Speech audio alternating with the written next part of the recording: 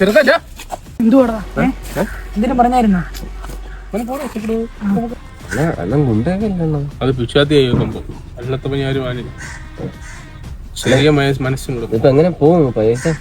വിളിച്ച് എന്നെ അടിക്കാൻ പൈസ തരേ. ഞാൻ ഇനി പൈസ പിക്കണ ഗാഡി ഉണ്ടാക്കാൻ പൈസ പെടേ. അച്ഛനെ വിളിക്കാം. അച്ഛനെ വിളി ചോദിക്കാല്ലേ? ഒത്തിരി നേരം കൊണ്ട് വിളിക്കുന്നു. അച്ഛനെ വിളിയടേ. ഒറ്റ മോനാണ്, അതുകൊണ്ട് പൈസ ഒക്കെ തരുള്ളൂ. അത് അച്ഛന്റെ കഴിവ്.